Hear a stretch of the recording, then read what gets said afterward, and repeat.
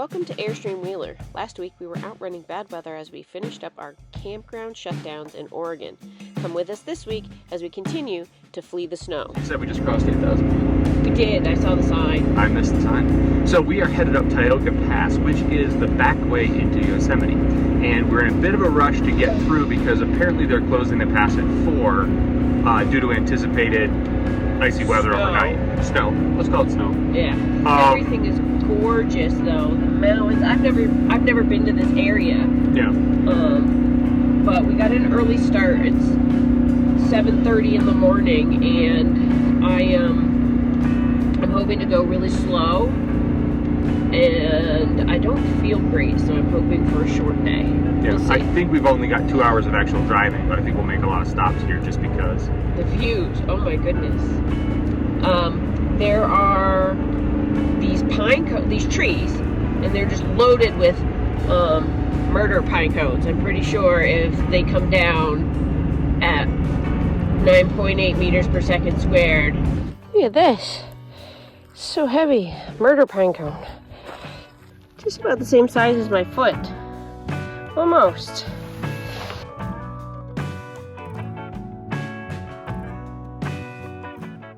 There's a beautiful lake up here. It's half iced over right now, and it's windy as heck. Yeah, quick jaunt? Yeah. All right. Real quick. Real quick.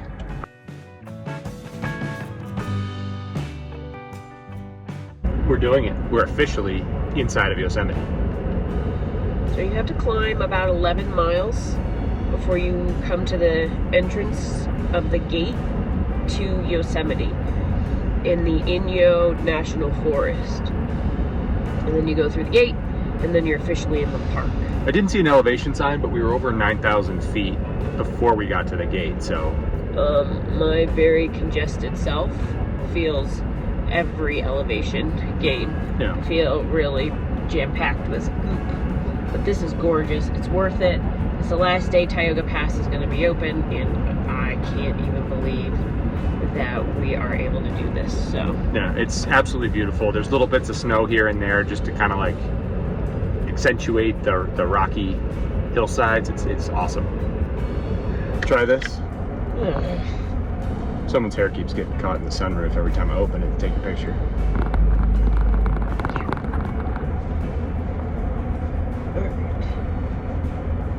Better? Will be next time you open the sunroof.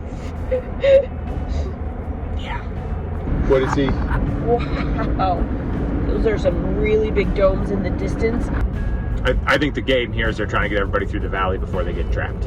I think the most judicious use of our resources is to enjoy the views and be happy that we made it before they closed the pass today. Yeah. And also, you know, I just don't think we have the time, plus I have this chest cold. I just don't think we have the time and energy to go exploring. It is rather windy, technical driving coming in this side of the park to get over to the west side. Do you feel like the road is too small for the trailer or not? I think if traffic were really heavy today, I might feel squeezed, but because it doesn't feel very crowded or busy because it's November. I guess I can imagine a ton of people parked on the sides, which may give you a lot of pinch points. Agreed. If people were parking not in designated parking areas, I think I would end up having a Canyonlands vibe. Yeah, see our Canyonlands video for, maybe that was a bad decision to take the trailer into Canyonlands. Well, we asked and they said you could, and they said it would be fine, but I didn't find with the volume of people in there that it was fine. Yeah, there was nowhere to park. Look at this. We could go in, but we couldn't park. Whoa! Oh yeah, that opens up, doesn't it?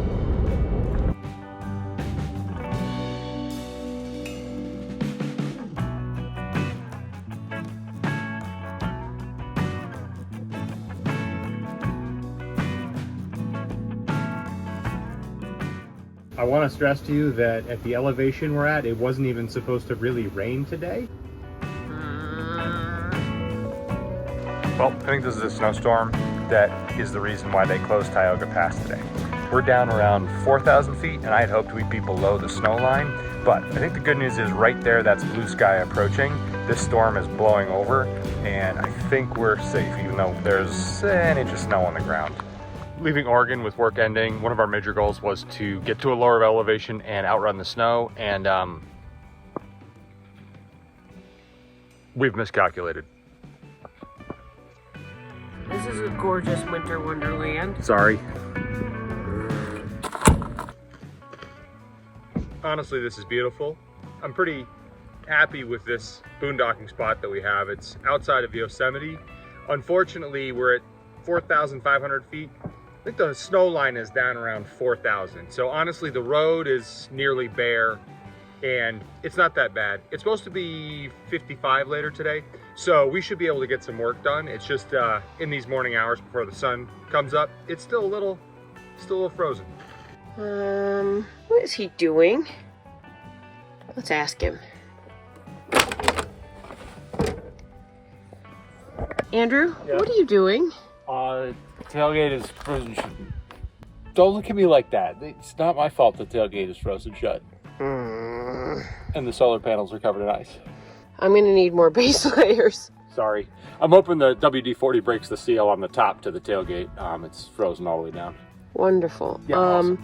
When you find the silicone, the deadbolt here was not receiving keys very well yesterday. Okay, yeah, we've got ice and everything.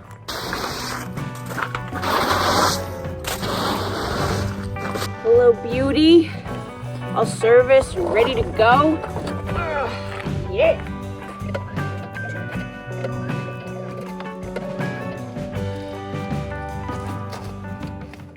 Dare I say it's a cold start this morning.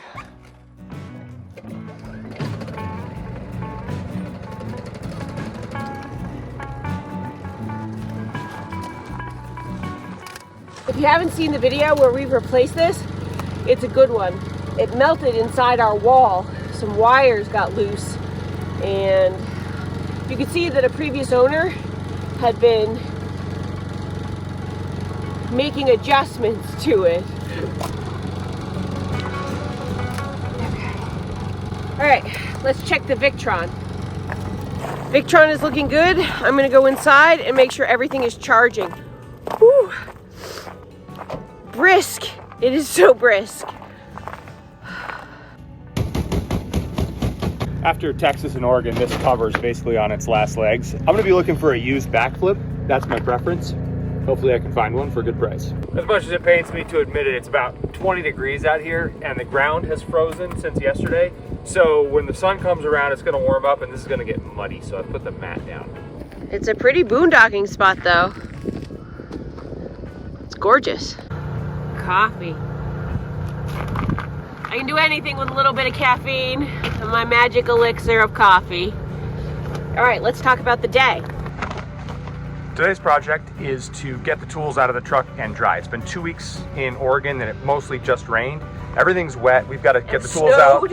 And yeah, it snowed. We got to maintain the tools. So that was our project. We were hoping today would be a little bit warmer, a little bit drier, but we are going to just do it. Some layers required. All right, I have more layers on. I'll make breakfast in a few minutes, but I think to start, we should empty everything out of the truck bed and start spreading it out to dry. Because even though it's really cold today, yeah, it's supposed to be dry. So actually dry. Yep. So it's drier than 100% humidity and raining or snowing. The truck bed has been pretty neglected in the rainy weather, and I'm not going to go through all of the show and tell of us emptying out, but we're just going to see you on the other side. All right, up next is the bed slide. It needs to come completely out. I won't film that entire process, but it is just packed with debris. I'll show you when we're done. actually, breakfast break.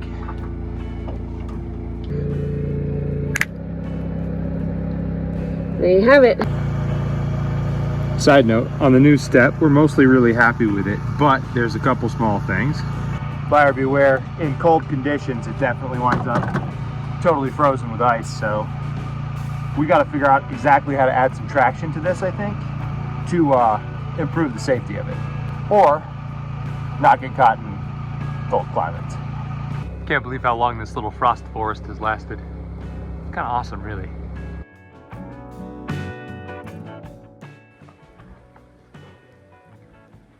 It's getting warmer. Snow is mostly melted, and I'm kind of prioritizing exactly what I need dried. For example, my wrench rolls. Definitely don't want my wrenches all rusted. Took the sockets out, got those spread out, and there's just little pockets of water here and there in all the storage, even underneath the cover of the back of the bed. So I'm glad I'm taking the time to do this. It's given me the opportunity to get some oddball stuff out that doesn't need to be here. And yeah, it's a bit of work, but worth it, I think. It's been an all-day affair, but I'm getting there. Most of my stuff is moved towards the truck. All picked up for the day. Hopefully tomorrow is nice and warm as well, and I can keep working on this, but for today, I'm all set and I'm all done. With snow once again in the forecast, we have decided to prioritize safety over sightseeing, and we've hitched up and are pushing south. We will have to visit the Yosemite area at another time with warmer weather and blue skies. We think that soft close toilet seat will work? It should. It's only if it bumps here. Okay. That's the issue. Well, let's see if we can make it work, because I'd really like a better toilet seat. Okay. Yeah, the lightweight one is not a deal. I'll give you the hardware pack.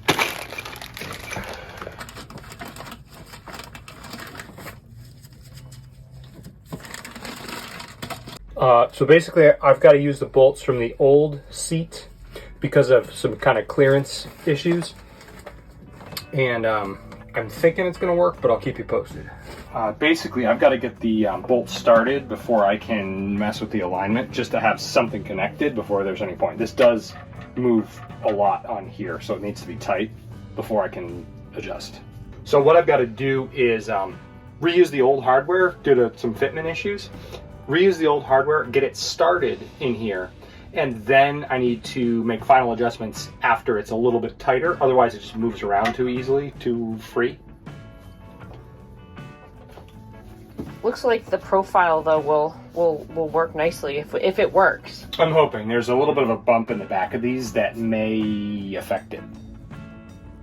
Quiet close. Fancy. I think it'll be more comfortable. Yeah, it is more solid. It won't feel like it wants to skitter away. It wasn't too terrible. It's just that I can't reach the bolts very well. One of the things to do would be, if you're going to install this particular model toilet, put this on before you actually install it. It'd be easier. I've been really wanting to replace some of the stuff in the bathroom, starting with the toilet seat and then the bar here. I want to do something different here with the light. This handle is broken and that whole fan area needs to be taken down. This button is super dodgy. I really want to make the bathroom a more pleasant experience to use, and I think that it will help with some of the frustration I'm having with all the catches, all the switches, all the lighting. There's just a lot of little broken parts in the Airstream, but I think doing a little bathroom sort of spiff up will, I don't know, just make me feel a little better about things. Let's see what's to come.